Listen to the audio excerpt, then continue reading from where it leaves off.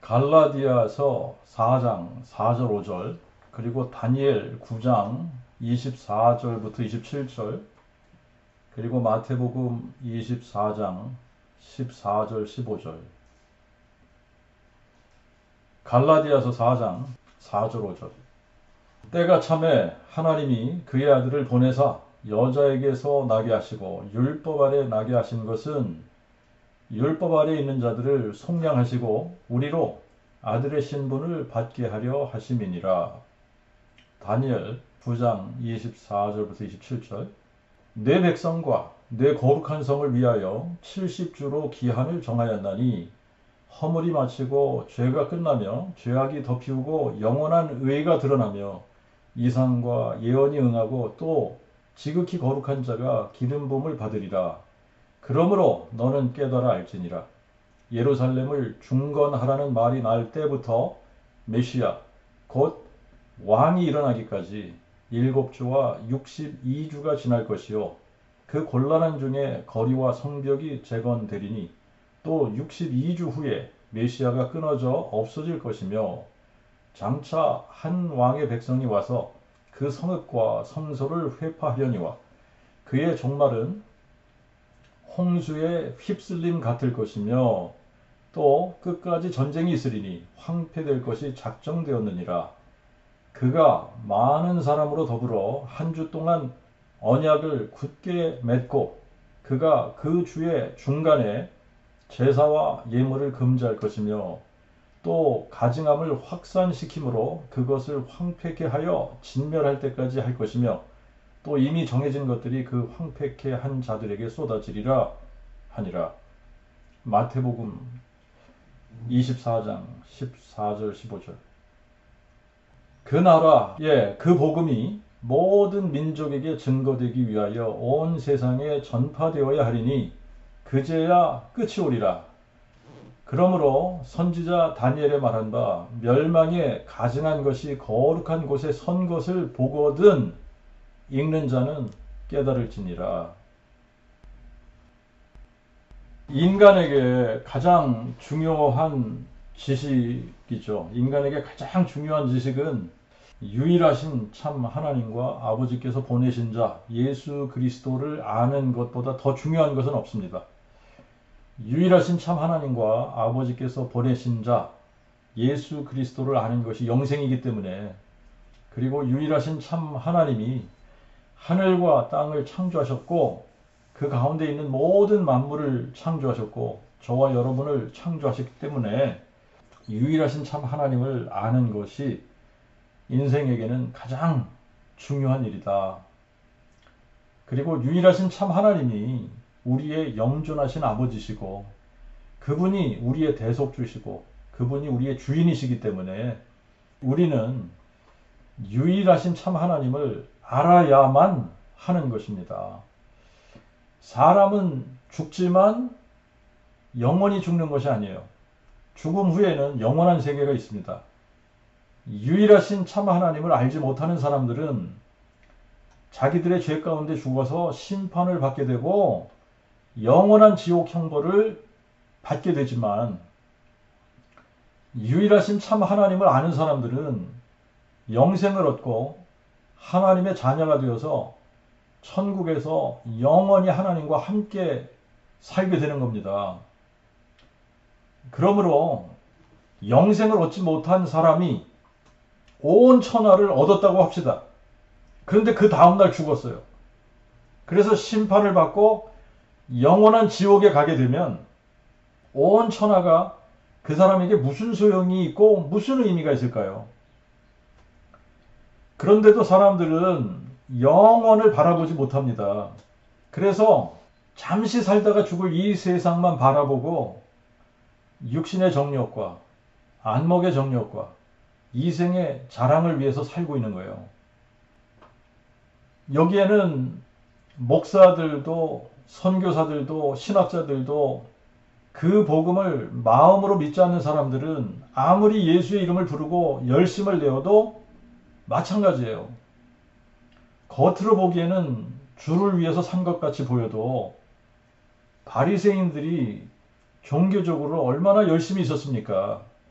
그러나 그들의 열심은 자기의 의를 세우려고 하나님의 의를 순종치 아니한 것이었어요. 그들의 중심에는 자신이 있었고 자신을 위해 하나님도 이용했고 자신을 위해 종교도 이용한 겁니다. 기독교 안에서도 마찬가지예요. 목사들도 선교사들도 신학자들도 다 마찬가지인데 그 복음을 마음으로 믿지 않으면 중심에는 자신이 있는 거예요. 그래서 자신을 위해 예수도 이용하고 자신을 위해서 하나님도 이용하고 교회도 이용하고 모든 것을 이용하는 것뿐입니다. 노아의 홍수 때에도 겨우 8명이 방주에 들어갔어요.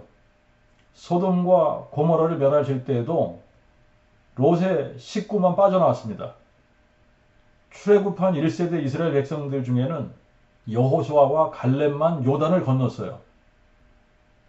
어떤 사람이 예수님을 찾아와서 이렇게 질문했습니다. 구원받는 이가 적으니까? 구원받는 이가 적으니까? 하고 물었을 때 예수님의 대답은 좁은 문으로 들어가기를 힘쓰라. 내가 너에게 이르노니 많은 사람이 들어가고자 하여도 들어가지 못하리라. 이렇게 말씀하셨어요. 사람들이 영생 얻는 것을 원해요. 영생 얻기를 원하면서도 좁은 문으로 들어가는 것은 원하지 않습니다. 이런 사람들의 마음을 예수님은 아시는 거예요. 그래서 요한복음 5장 39절과 40절에는 이렇게 말씀하셨어요. 너희가 성경에서 영생을 얻는 줄 생각하고 성경을 상고하거니와 이 성경이 곧 내게 대하여 증거하는 것이니라. 그러나 너희가 생명을 얻는 것임에도 내게 오는 것은 너희가 실로 원치 않는도다. 사람들이 영생을 얻고 싶어 하면서도 예수님께 오는 것은 원치 않는 거예요.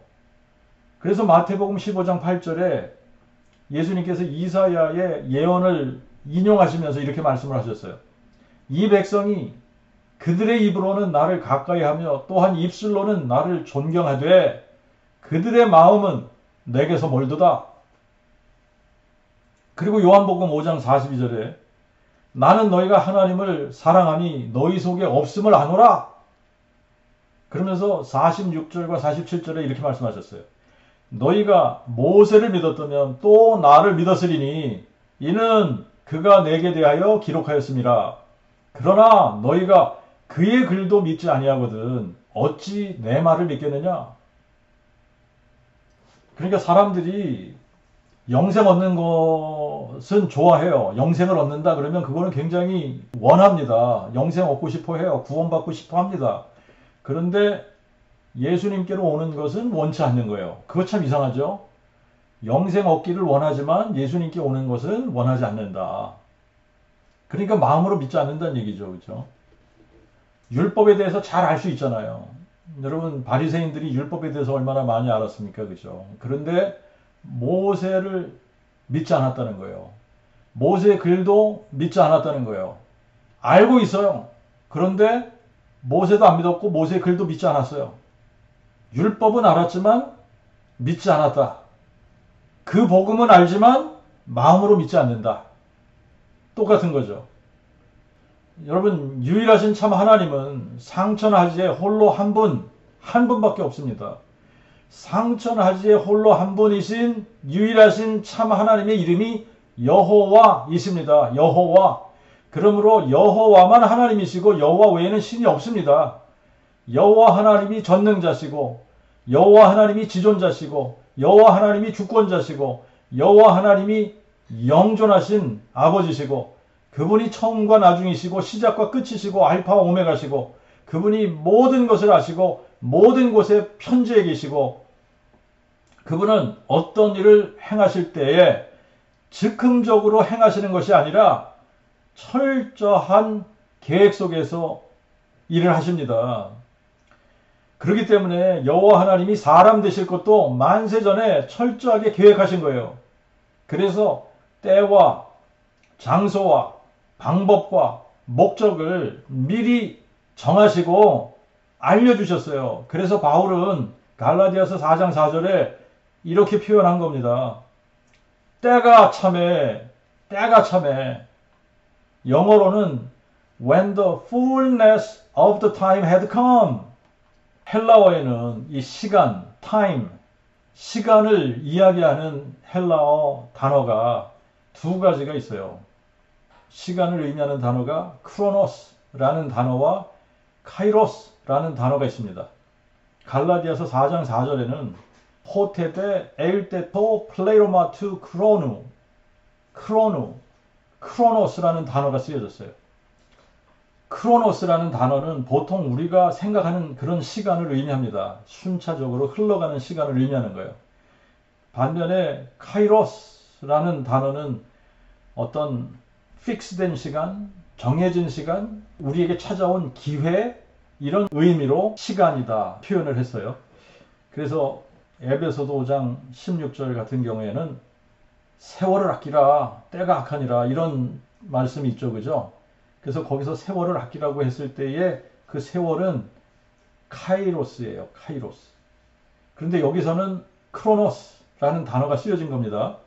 시간이 흘러서 메시아가 오셔야 될 시간이 꽉 찼다는 이야기입니다. 그래서 이 시간을 그냥 지날 수 없는 시간이 되어버렸어요. 꼭 이 시간에 오셔야만 되는 그런 시간이 된 겁니다.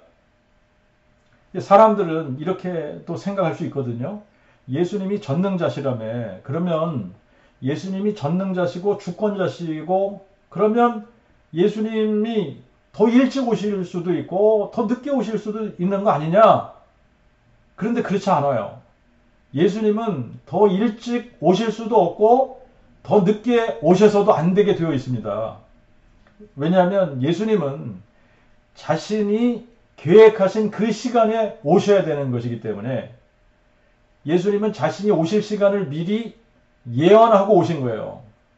언제 오실 것을 미리 약속을 하신 거죠. 그렇죠? 하나님께서 이런 약속을 하셨다. 이런 거를 알고 기다리던 사람들이 있었을까요? 있었어요. 동방의 박사들이었습니다. 동방의 박사들.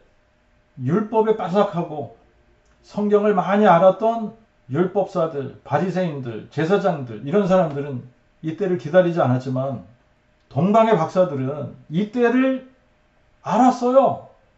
그래서 기다렸습니다. 근데 동방의 박사들이 어떻게 그때를 알았을까?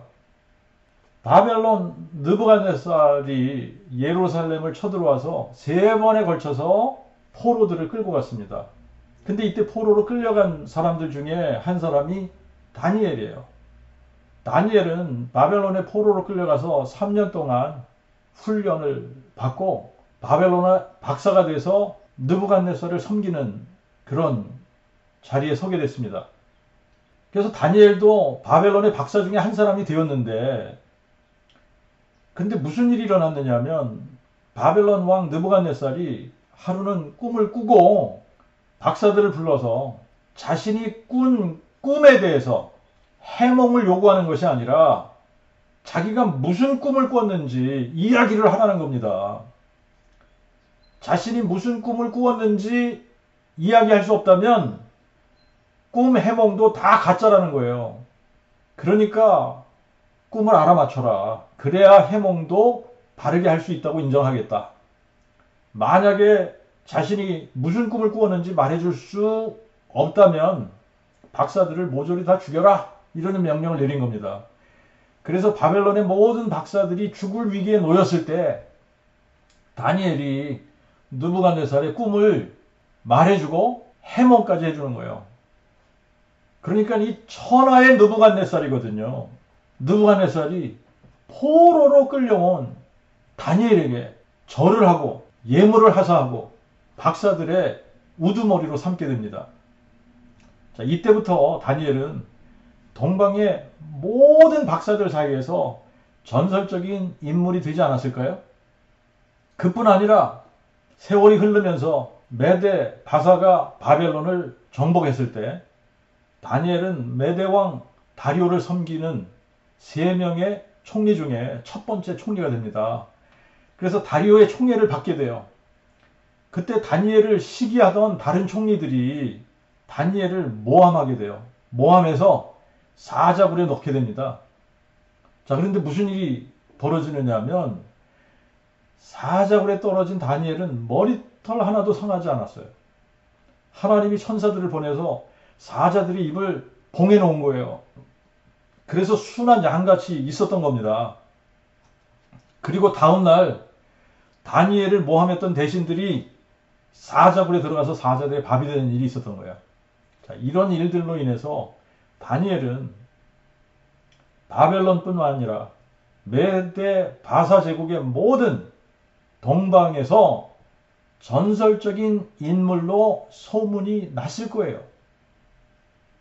그래서 다니엘이 죽고 난 후에도 동방의 박사가 되기 위해서는 꼭 연구해야 되는 사람이 있는데 그 사람이 바로 다니엘이었던 거예요. 동방의 박사가 되려면 다니엘이 쓴 책은 무조건 다 연구를 해야지 되는 겁니다. 이거는 뭐 저의 개인적인 생각입니다만 다니엘이 쓴 문서는 성경에 채택된 이 다니엘서 외에도 다른 문서들이 분명히 있을 거라는 생각이 들어요. 그리고 다니엘이 동방의 박사들의 우두머리가 되었는데 그러면 모든 동방의 박사들은 다니엘로부터 훈련을 받아야 되는 거 아니겠어요? 그러면 다니엘이 박사들에게 무엇을 가르쳤을까? 만약에 제가 그런 위치에 있었다면 무엇을 가르쳤을까? 그 복음을 성경으로 열심히 풀어서 가르치지 않았겠어요? 다니엘도 마찬가지였으리라고 생각을 해요. 물론 뭐 다니엘이 가르쳤다고 해서 다니엘의 가르침을 다 받았다는 것은 아니죠. 받은 사람들도 있을 거고 받지 않은 사람들도 분명히 있었을 거지만 예수님께 경배하기 위해서 찾아온 동방의 박사들은 다니엘이 쓴 문서들을 다 연구를 했을 것이고 문서가 아니라도 구전으로 내려오는 다니엘이 가르쳤던 모든 것들을 다 받아들였을 거고 또 성경에 기록된 이 구약 성경에 기록된 이 다니엘서도 읽고 깨닫고 믿은 사람들이었어요. 그래서 헤롯에게 찾아가서 이렇게 질문을 하잖아요. 유대인의 왕이 나셨으니 그가 어디 계시뇨? 우리가 그에게 경배하러 왔노라. 그리고 또 예수님께 드릴 예물도 준비를 해왔는데 황금과 유향과 모략을 예물로 준비했단 말입니다. 다니엘의 가르침이 아니라면 동방의 박사들이 유대인의 왕이 나실 때와 또 유대인의 왕께 드릴 합당한 예물, 황금, 유향, 모략을 어떻게 알고 준비했을까? 다니엘의 가르침을 받은 겁니다. 그래서 유대인의 왕이 나실 때를 계산해서 알았고 미리 준비하고 광명한 새벽별이 나타나기를 기다리다가 그의 별을 보고 기뻐하면서 그 별을 따라 유대인의 왕이신 여호와, 육체로 나타나신 여호와 하나님께 경배하러 예루살렘까지 찾아오게 됐던 겁니다. 다니엘서 9장을 우리가 다시 가서 보겠습니다. 내 백성과 내 거룩한 성을 위하여 70주로 기한을 정하였나니 허물이 마치고 죄가 끝나며 죄악이 덮이우고 영원한 의가 드러나며 이상과 예언이 응하고 또 지극히 거룩한 자가 기름 부음을 받으리라. 그러므로 너는 깨달아 알지니라. 예루살렘을 중건하라는 말이 날 때부터 메시아 곧 왕이 일어나기까지 7주와 62주가 지날 것이요 그 곤란한 중에 거리와 성벽이 재건되리니 또 62주 후에 메시아가 끊어져 없어질 것이며 장차 한 왕의 백성이 와서 그 성읍과 성소를 회파하려니와 그의 종말은 홍수에 휩쓸림 같을 것이며 또 끝까지 전쟁이 있으리니 황폐될 것이 작정되었느니라. 그가 많은 사람으로 더불어 한 주 동안 언약을 굳게 맺고 그가 그 주의 중간에 제사와 예물을 금지할 것이며 또 가증함을 확산시킴으로 그것을 황폐케 하여 진멸할 때까지 할 것이며 또 이미 정해진 것들이 그 황폐케 한 자들에게 쏟아지리라 하니라. 자, 여기서 내 백성은 이스라엘 백성을 가리키는 거고 내 거룩한 성은 예루살렘을 가리키는 말입니다. 예루살렘 성을 가리키는 말이에요. 성전이 아니라 성이에요. 이스라엘과 예루살렘을 위해서 기한을 정했다는 거예요. 근데 그 기한이 70주 혹은 71회, 일회라는 표현이 그냥 더 익숙하실 수 있어요. 여러분들이 한 일에, 70일에 이런 표현을 더 많이 들었을 수 있습니다. 70주 혹은 71회, 일회로 기한을 정했는데 한 일회 혹은 한 주는 7년을 의미하는 거예요. 7년. 그러니까 70주 혹은 71회는 70에다가 7을 곱하면 490년이라는 기한이 나오는 겁니다. 490년으로 기한을 정했다는 거예요. 490년. 그러니까 이 490년이라는 기한에 허물이 마치고 죄가 끝나고 죄악이 덮이고 영원한 의가 드러나고 이상과 예언이 응하고 지극히 거룩한 자가 기름 부음을 받으리라. 지극히 거룩한 자가 기름 부음을 받으리라고 하는 것은 바로 여호와 하나님이 사람 되시면서 그리스도 기름 부음 받은 자가 되시는 사건을 예언하는 거예요. 그러므로 너는 깨달아 알라 그러면서 언제 이 70주라는 기한이 시작이 되고 언제 메시아 곧 왕이 나셨다가 죽고 부활하셔서 승천하시는지 이거 계산해서 알 수 있도록 이야기를 해주신 겁니다. 예루살렘을 중건하라는 말이 날 때부터 메시아 곧 왕이 일어나기까지 7주와 62주가 지날 것이요. 그리고 또 62주 후에 메시아가 끊어 없어질 것이다 그러잖아요. 여기서 몇 가지를 금방 알 수 있는데 먼저 70주 혹은 71회가 시작되는 때를 그 시점 71회가 시작되는 그 시점을 정확하게 알려주셨어요. 그게 바로 예루살렘을 중건하라는 말이 날 때입니다. 예루살렘을 중건하라는 말이 날 때 바사왕 고레스부터 시작을 해서 아닥사스다까지 4차례 조서를 내립니다만 예루살렘을 중건하라는 말이 나온 것은 바사왕 아닥사스다 20년 니산월에 아닥사스다 왕의 술관원으로 있던 느헤미야에게 예루살렘을 중건하라는 영을 내립니다. 그때가 기원전 444년인 거예요. 이게 바로 시작 포인트예요. 아닥사스다 20년 니산월 아닥사스다 왕이 자기의 술관원으로 있던 유대인 느헤미야에게 예루살렘을 가서 중건해라. 느헤미야가 그렇게 부탁을 한 거죠. 느헤미야가 그렇게 부탁을 하니까 허락을 해준 겁니다. 느헤미야에게 가서 예루살렘 성벽을 중건할 수 있도록. 그때부터 시작을 해서 메시아 곧 왕이 일어나기까지 얼마의 시간이 흐르느냐 하면 7주와 62주가 지난다는 거예요. 그래서 7주와 62주를 합하면 69주가 됩니다. 7주와 62주의 구분이 왜 있는지는 잘 모르겠어요. 그런데 그 사이에 갭은 없습니다. 그러니까 69일에가 그냥 계속 흘러가는 거예요. 그러면 69일에를 계산하면 483년이 되는 거예요. 자, 그런데 62주 후에 메시아가 끊어져 없어질 것이라고 했으니까 동방의 박사들은 아닥사스다 20년 니산월부터 계산하면 되는 거예요.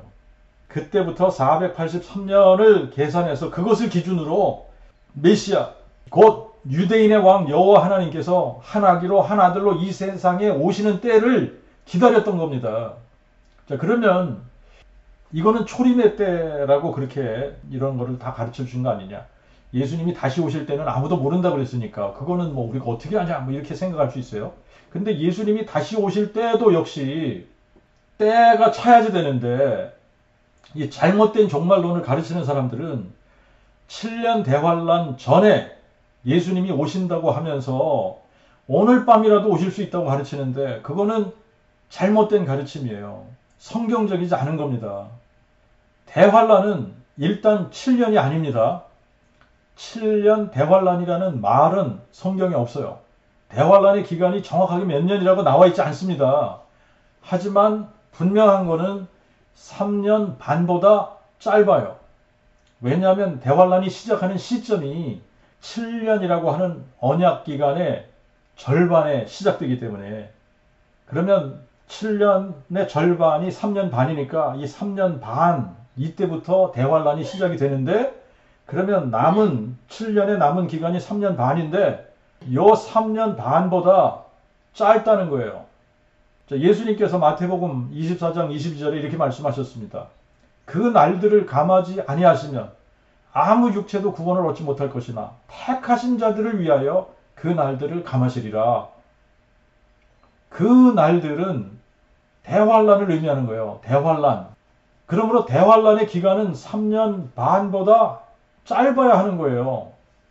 그리고 또 7년 대환란을 가르치는 사람들이 7년 대환란 전에 들림받는다 이렇게 가르칩니다만 이것도 잘못된 거예요. 대환란 전에 들림받는다라는 가르침이 잘못된 겁니다. 예수님은 마태복음 24장 29절에 이렇게 말씀하세요. 그날 그 환란 후에, 그 환란은 대환란을 얘기하는 겁니다. 대환란 후에 즉시 해가 어두워지고 달이 빛을 내지 아니하며 별들이 하늘에서 떨어지며 하늘의 권능들이 흔들리리라. 그때에 인자의 표적이 그 하늘에서 보이겠고 그때에 땅의 모든 족속들이 통곡하며 그들이 인자가 구름을 타고 능력과 큰 영광으로 오는 것을 보리라. 대환란 전에 예수님이 다시 오신다는 말씀은 한 군데도 없습니다. 신학자라는 사람들이 성경을 잘못 풀고 해석해서 성경하고 상반되는 내용으로 가르치는 거예요. 예수님은 분명히 대환란 후 즉시 오십니다. 그러므로 예수님의 재림도 때가 차야 나타나시는 거예요. 초림의 때를 계산할 때 필요했던 것이 있어요. 이게 시작점입니다. 시작점.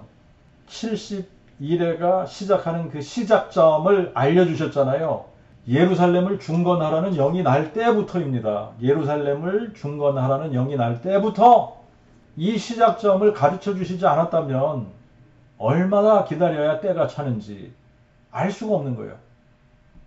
하지만 정확한 시작점을 알려주셨기 때문에 그리고 언제 메시아가 끊어질 것을 알려주셨기 때문에 동방의 박사들이 대충 언제쯤 메시아가 오실 것인지를 계산해서 알 수 있었던 겁니다. 그래서 준비하고 기다릴 수 있었던 거예요. 이와 마찬가지로 예수님의 재림도 때가 차야지 돼요.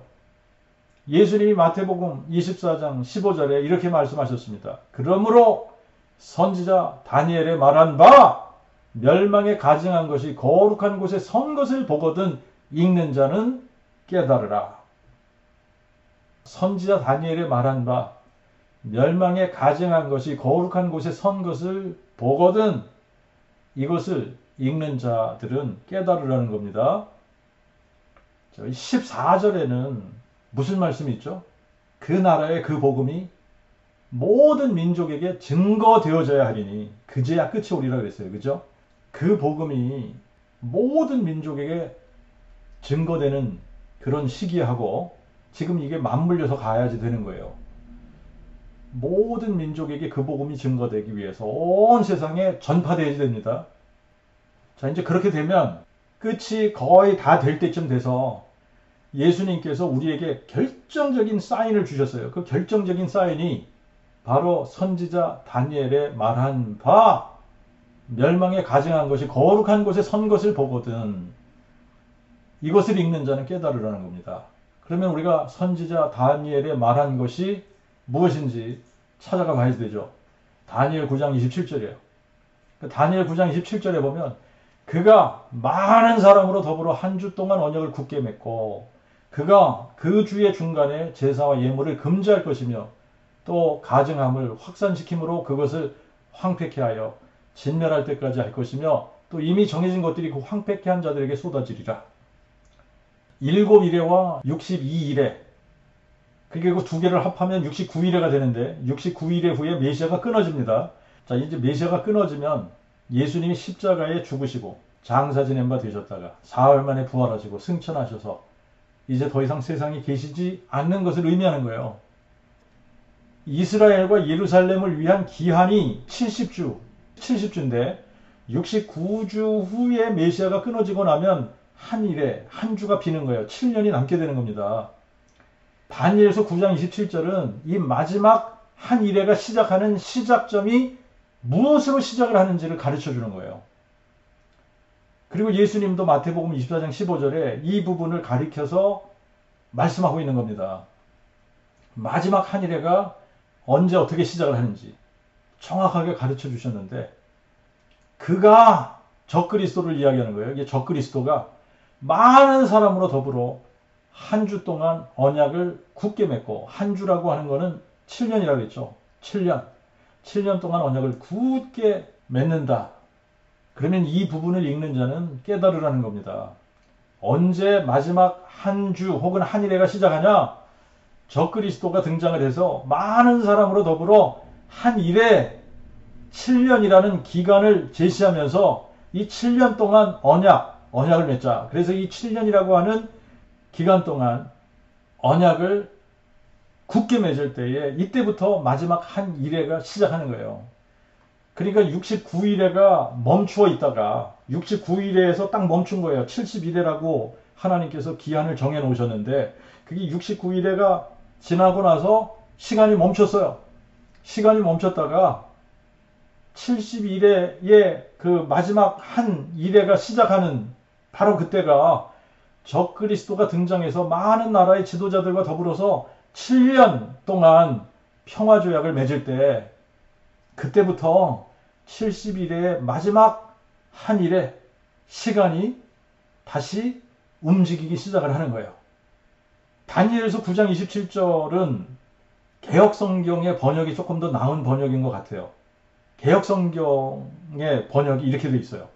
그가 장차 많은 사람으로 더불어 한 일회 동안의 언약을 굳게 정하겠고, 그가 그 일의 절반에 제사와 예물을 금지할 것이며, 또 잔포하여 미운 물건이 날개를 의지하여 설 것이며, 또 이미 정한 종말까지 진노가 황폐케 하는 자에게 쏟아지리라 하였느니라. 그 일의 절반에 제사와 예물을 금지하고 미운 물건이 날개를 의지하여 설 것이며 이랬는데, 어디 선다는 거냐면 거룩한 곳에 선다는 거예요. 거룩한 곳, 즉 성전에 들어선다는 말입니다. 이거를 예수님께서 이렇게 표현하신 거예요. 멸망에 가증한 것이 거룩한 곳에 선 것을 보거든. 바울은 데살로니가 후서 2장에 이렇게 우리에게 가르쳐주고 있어요. 먼저 배교하는 일이 있고, 그 죄악의 사람 곧 멸망의 아들이 나타나기 전에는 그 날이 이르지 아니하리라. 그는 대적하는 자라.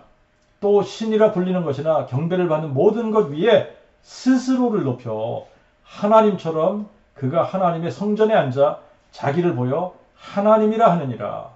멸망에 가증한 것, 미운 물건, 이게 다 적그리스도를 의미하는 거예요. 적그리스도가 거룩한 곳에 선다는 것은 7년 동안 언약을 맺지 않습니까? 7년 동안 언약을 맺어요. 그래서 7년 동안 언약을 굳게 정하는데, 그 절반에 언약을 깨는 거예요. 그 절반의 언약을 깹니다. 그리고 예루살렘을 정복하는 거예요. 그래서 유대인들이 드리던 제사와 예물, 이거는 이제 아마 7년이라고 하는 기간 동안 언약을 굳게 정하면서 유대인들이 다시 제사를 드릴 수 있도록 그렇게 허락을 했는지 모르겠어요. 아니면 그 전에 할 수도 있고, 그런데 유대인들이 원하는 것은 성전을 다시 짓고 레위기 제사를 다시 드리는 겁니다. 이제 이 예루살렘을 중심으로 해서 또 한번 이렇게 대대적인 컨플릭이 일어나게 될 때에 적그리스도가 등장을 해서 중재 역할을 하고 평화조약을 맺고 할 때에 조건으로 7년 동안 언약을 굳게 맺는 조건으로 이스라엘에게는 성전을 지을 수 있고 제사를 드릴 수 있는 어떤 그런 조건을 제시할 수 있는 겁니다. 자, 그래서 어쨌든 전 3년 반 기간 동안에는 유대인들이 제사와 예물을 드렸어요. 그런데 이거를 금지하는 거예요. 금지하고 대신 자신의 우상을 만들어서 성전에 세우고 모든 사람들에게 자신을 경배하도록 하는 겁니다. 이때부터 전에도 없었고 후에도 없을 전무후무한 대환란이 시작이 되는 거예요. 이 대환란이 얼마나 극심한지 계시록 13장에 어떤 식으로 대환란이 진행이 될지를 기록을 해주셨어요. 계시록 13장에 가서 보면 창세 이후로 땅에 사는 자들 중 죽임을 당하신 어린 양의 생명책에 그 이름이 기록되지 못한 자들은 다 이 짐승에게 경배하리라.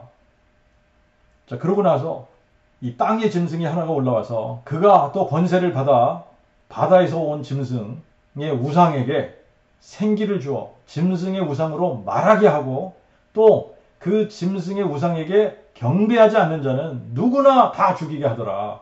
그가 또 모든 자, 곧 작은 자나 큰 자나 부한 자나 가난한 자나 자유한 자나 종들로 다 그 오른손이나 그 이마에 표를 받게 하고 누구든지 이 표나 그 짐승의 이름이나 그 이름의 수를 가진 자 외에는 사지도 팔지도 못하게 하더라. 자, 이 환란이 얼마나 극심한지 예수님이 이렇게 말씀하셨어요. 그때에 큰 환란이 있겠습니다. 창세로부터 지금까지 이런 환란이 없었고 후에도 없으리라. 그 날들을 감하지 아니하시면 아무 육체도 구원을 얻지 못할 것이나 택하신 자들을 위하여 그 날들을 감하시리라. 대환란에 대해서 우리가 오해하면 안 되는 것이 있습니다. 대환란은 택하신 자들이 당하는 거예요. 그래서 택하신 자들을 위하여 그 날들을 감하시겠다는 겁니다. 그 복음을 모르고 예수님이 누군지 모르는 사람들은 대환란 당하지 않습니다. 그들은 우상에게 절하고 짐승의 표 받으면 세상을 편하게 살 수 있는 거예요. 그래서 그들이 평안하다, 안전하다 그러는 겁니다. 그들이 환란을 당하는 게 아닙니다. 누가 환란을 당합니까? 유대인들 중에서는 인침을 받은 사람들, 이거를 다른 표현으로 하면 렘넌트라고 그래요. 남은 자들이라고 합니다. 계시록 7장에 보면 14만 4천이 나오는데 단지파가 빠진 12지파예요. 단지파가 빠지고 그 대신에 요셉 지파가 둘이 들어간 겁니다. 레위 지파가 들어가고 요셉, 에브라임과 요셉 지파, 므낫세 이렇게 해서 두 지파가 들어간 거예요. 자, 그래서 이 이스라엘의 12지파 14만 4천이 이게 남은 자들인 거예요. 이 사람들이 환란을 통과하면서 대환란을 당하는 겁니다. 그리고 그 복음을 깨닫고 예수의 부활을 마음에 믿는 사람들, 그리고 예수를 여호와 하나님이 사람 되신 분으로 알고 그렇게 믿고 예수를 나의 주 나의 하나님이라고 부르는 사람들이 우상에게 절할 수도 없고 짐승의 표를 받지도 않기 때문에 대환란을 통과하게 되는 거예요. 그런데 이 기간 동안에 우리가 로마서 11장 24절, 계시록 6장 11절, 그리고 7장 14절을 이렇게 묶어서 보면 이 대환란의 기간에 이방인의 충만한 수가 채워지는 겁니다. 자, 그래서 우리가 이런 일들을 보면 때가 차는구나 하는 것을 아는 거예요. 구약의 모든 사건들과 시간이 어떤 한순간을 향해서 움직였단 말이죠. 그것이 바로 여호와 하나님이 사람 돼서 오시는 그 사건을 향해서 움직였던 거예요. 그런데 여호와 하나님이 사람 되어 오셔서 우리를 위해 십자가에 죽으시고 그분이 장사 지낸 바 되었다가 죽은 지 사흘 만에 부활하셨어요. 그리고 승천하셨습니다. 그 후부터는 모든 것이 예수님이 다시 오실 그 시간을 향해서 움직이고 있는 거예요. 여호와 하나님이 육신으로 나타나실 때를 초림이라고 이야기를 합니다. 초림의 시기에 대해서는 다니엘 9장 25절 26절을 통해서 알려주신 거예요. 그리고 그분이 태어나실 장소도 미리 알려주셨는데 그거는 미가 5장 2절에 베들레헴에서 나실 것이라고 말씀을 하셨어요. 베들레헴 에브라다야, 너는 유다 족속 중에 작을지라도 이스라엘을 다스릴 자가 내게서 내게로 나올 것이라. 그의 나오심은 예로부터요 영원부터니라. 동방의 박사들이 헤롯을 찾아와서 유대인의 왕이 나셨는데 그분이 어디 계시냐 이렇게 물었을 때 헤롯이 제사장들과 율법사들을 다 불러가지고 메시아가 어디서 나냐라고 물으니까 베들레헴입니다 라고 이야기하면서 미가서 5장 2절을 인용했단 말이에요. 누가복음 2장을 여러분들이 읽어보면 이거는 역사적으로 가이사 아구스도가 시저 어거스터스죠. 천하로 다 호적하라는 영을 내렸다 그럽니다. 그래서 모든 사람이 호적하러 자기 고향으로 가게 되는데 나사렛에 살던 요셉하고 마리아도 다윗 족속이기 때문에 다윗의 동네 베들레헴으로 가게 되고 그때에 마리아는 만삭인 상태였다. 그래서 베들레헴에 도착을 했는데 방을 찾지만 그들을 위한 방이 없었다 그럽니다. 그래서 구유에서 아기를 낳았어요. 근데 여러분들이 한번 생각을 해보십시오. 아무리 방이 없어도 해산하려는 여자에게 방 한 칸 내어줄 집이 없었겠습니까? 근데 이것은 다윗의 동네에 구주가 나신 것을 표적으로 보여주시기 위해서 그렇게 하신 거예요. 쉽게 한눈에 이분이 누구다라고 하는 것을 알아볼 수 있어야지 되기 때문에 보에 쌓았어요. 보에 쌓아서 구유에 누인 아기를 보면 이분이 곧 다윗의 뿌리가 다윗의 혈통으로 나신 다윗의 자손 그리스도야 라고 목자들에게 가르쳐 준 겁니다. 그리고 그분이 오시는 방법에 대해서는 이사야 7장 14절에 이렇게 말씀해 주셨어요. 그러므로 대주제께서 친히 징조로 너희에게 주실 것이라. 보라, 처녀가 잉태해 아들을 낳으리니 그의 이름을 임마누엘이라 하리라. 처녀가 잉태해서 아들을 낳을 것이라고 했고, 예언대로 다윗의 아들 나단의 혈통의 동정녀 마리아를 통해 성령으로 잉태된 예수께서 동정녀 탄생을 하신 거예요. 여호와 하나님이 사람이 되실 때는 남자가 개입을 하면 안 되게 되어 있습니다. 동정녀가 잉태를 해서 아들을 낳아야 되는 거예요. 그렇게 처녀의 몸에서 태어난 아들이 임마누엘이라는 겁니다. 우리와 함께하기 위해 사람 되신 여호와 하나님이라는 말이에요. 그리고 누가 오실 것인지 이사야 9장 6절에 이렇게 가르쳐 주신 거예요. 한 아기가 우리에게 낳고 한 아들을 우리에게 주신 바 되었는데 그의 어깨에는 정사를 메었고 그의 이름을 기묘자 모사, 전능하신 하나님, 영존하신 아버지, 평강의 왕이라 부를 것임이라.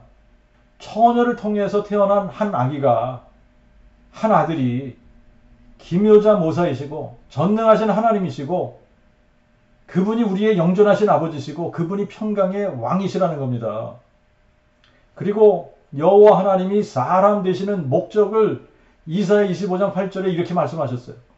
여호와께서 사망을 삼키고 승리하실 것이요 대주제 여호와께서 모든 얼굴에서 눈물을 씻기시며 그의 백성의 수치를 온 천하에서 제하시리라.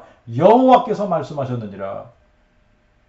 여호와 하나님이 사람 되시는 목적, 그분이 우리를 대신해서 고난 받으시고 대신 죽으시고 또 이런 부분들도 기록이 되어져 있습니다. 그러나 궁극적으로 그분이 오시는 목적이 뭐냐면 사망을 삼키고 승리하기 위해서 오시는 거예요.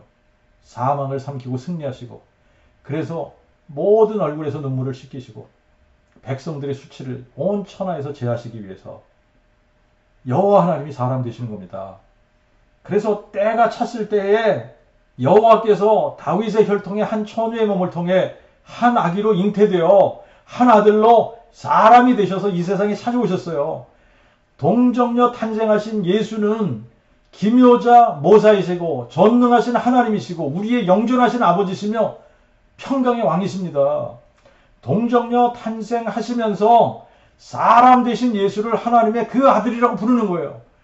이거를 갈라디아서에서는 때가 참에 하나님이 그의 아들을 보내서 여자에게 나게 하시고 라고 이런 식으로 표현한 겁니다. 하나님이 그의 아들을 보내셨다라는 이 표현은 태초부터 존재하던 그의 아들을 보내셨다는 이야기가 아닙니다. 그의 아들이 언제부터 존재하셨냐? 동정녀 마리아가 성령으로 잉태해서 아기 예수를 출산하면서부터 그의 아들이 존재하기 시작한 겁니다. 하나님이 그의 아들을 보내셨다라는 이 표현은 여호와 하나님 자신이 동정녀 마리아로 잉태케 하셔서 마리아가 하나님의 그 아들을 출산한 것을 이야기하는 거예요. 이것을 하나님이 그의 아들을 보내셨다라고 말씀하는 겁니다. 그리스도의 비밀, 그 복음의 비밀이 바로 이거예요. 동정녀 마리아의 몸에서 태어난 아기 예수는 사람으로서는 하나님의 그 아들이시지만 예수님의 몸 안에 거하시는 영으로서는 여호와 하나님 자신인 겁니다. 그래서 예수님이 다윗의 뿌리이시면서 다윗의 자손이신 거예요. 사람은 절대로 자기 자신이 다윗의 뿌리이면서 자손이 될 수 없습니다. 뿌리면 뿌리고 자손이면 자손이지 뿌리요 자손이 될 수 없는 거예요. 그러나 전능하신 하나님은 육체가 아니시기 때문에 영으로서는 뿌리로 계시면서 동정녀의 몸에 한 아기를 잉태케 해서 육체로 나타나시면서 그 육체 안에 거하시면서 육체로는 아들이 되시고 영으로서는 아버지가 되시는 신비를 보여주신 겁니다. 그래서 골로새서 2장 9절에는 그리스도 안에는 신격의 모든 충만이 육체로 거하신다라고 기록하고 있는 거예요. 누가 그리스도이십니까? 예수가 그리스도시죠. 그러니까 예수의 육체 안에는 신격의 모든 충만이 살고 계신다. 하나님 자신이 예수의 몸을 성전 삼아 거하신다는 이야기예요. 그러므로 예수님의 몸 안에 있는 영은 여호와시고 다윗의 뿌리신데, 사람이신 예수는 하나님의 그 아들이시고 다윗의 자손이신 거예요. 그래서 그리스도는 다윗의 뿌리가 다윗의 자손 되신 분이라는 의미가 있는 겁니다. 예수는 그리스도시다, 예수는 하나님의 그 아들이시다 라는 말은, 예수는 다윗의 뿌리가 다윗의 자손 되신 분, 여호와 하나님이 사람 되신 분이라는 의미의 말이에요. 예수님이 여호와 하나님이신데 사람 되신 분이야 라는 것을 무엇으로 증명하셨냐? 부활로 증명을 하신 거예요. 왜 그러냐면 여호와 하나님이 사람 되셔서 하시겠다고 약속하신 것이 뭐냐면 사망을 삼키고 승리하시겠다고 약속을 하셨기 때문에, 누구든지 사망을 삼키고 승리하신 분이 여호와가 사람 되신 분이라는 거예요. 자, 그런데 인류 역사를 통틀어서 사망을 삼키고 승리하신 분은 딱 한 분 계시는데, 그분이 누구냐? 나사렛 예수신 거예요. 나사렛 예수. 그러므로 나사렛 예수는 이사야 25장 8절에 여호와께서 사망을 삼키고 승리하실 것이라고 약속하신 여호와이신 겁니다. 여호와 하나님이 친히 사람 되셔서 우리의 죄를 대속하기 위해 그분이 십자가 위에서 죽으시고 장사 지낸 바 되셨다가 죽은 지 사흘 만에 부활하셔서 사망을 삼키고 승리하신 거예요. 때가 참에 여호와 하나님이 동정녀 탄생을 통해 육체로 나타나시면서 하나님의 그 아들이 되신 겁니다. 여자에게 나셔서 여자의 후손이 되시고, 다윗의 혈통으로 나셔서 다윗의 자손이 되시고, 또 율법 아래 나셔서 우리의 친족이 되시고 기업 물을 자가 되셔서 완전한 속죄자사를 단번에 드리신 후에 율법 아래 있는 자들을 속량하시고, 예수의 부활을 마음에 믿고 예수를 주로 부르는 모든 사람들에게 구원을 주시고 아들의 신분을 받게 하신 겁니다. 앞으로 또 때가 차면 죄와 상관없이 두 번째 나타나시게 됩니다. 두 번째 나타나실 때는 육체로 오시는 것이 아니에요. 부활체로 오시는 거예요. 부활체로 다시 오셔서 만물을 자기에게 복종시키는 그 능력의 역사로 우리의 몸, 우리의 천한 몸을 자기의 영화로운 몸과 같은 부활체로 변형시키시는 겁니다. 그래서 우리를 구름 속으로 다 끌어올리시는 거예요. 그래서 우리가 공중에서 주님을 만나게 하시는 겁니다. 그때부터는 우리가 항상 주님과 함께 있는 거예요. 그때를 향해서 세상의 모든 역사가 흘러가고 있는 거예요. 기도하겠습니다.